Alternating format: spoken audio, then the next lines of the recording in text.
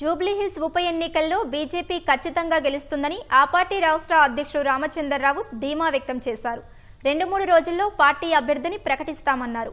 Congress, BRS కలిసి బీసీలను మోసం చేస్తున్నాయన్న ఆయన, కమలం పార్టీతోనే బడుగు బలహీన వర్గాలకు న్యాయం జరుగుతుందన్నారు. గ్రేటర్ హైదరాబాద్ పరిధి జిల్లా నేతలతో రామచంద్రరావు సమావేశమయ్యారు. ఉప ఎన్నిక ప్రచారం, అనుసరించాల్సిన వ్యూహాలపై దిశానిర్దేశం చేశారు.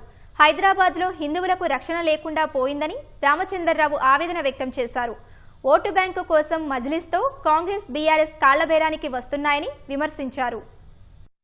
భారతీయ జనతా పార్టీ ఈ రెండు పార్టీలు కూడా హైదరాబాద్ నగరాన్ని వీళ్ళు నిర్లక్ష్యం చేశారనే విషయాన్ని గుర్తుపెట్టుకోవాలి. ఈరోజు జూబ్లీ హిల్స్ ప్రాంతం కూడా వెనకబడి ఉన్నది. ఈ రోజు ఓట్ల రాజకీయాల కోసం ఈ రోజు మజ్లిస్ తో కలిసి వాళ్ళ కాళ్ళ దండాలు పెట్టి ఓట్ల కోసం ఈ రోజు రెండు పార్టీలు ప్రయత్నం చేస్తా ఉన్నాయి. ఈ రెండు పార్టీలు కూడా వీళ్ళు ఓట్లు అడిగేటువంటి నైతిక అధికారం లేదు. జూబ్లీ హిల్స్ ప్రజలను కూడా నేను కోరుతా ఉన్నాను, బీజేపీని ఆశీర్వదించండి, బీజేపీని గెలిపించండి, రాష్ట్రంలో ఒక రాజకీయ మార్పు చూడండి అని చెప్పేసి కూడా నేను వారిని కోరుతూ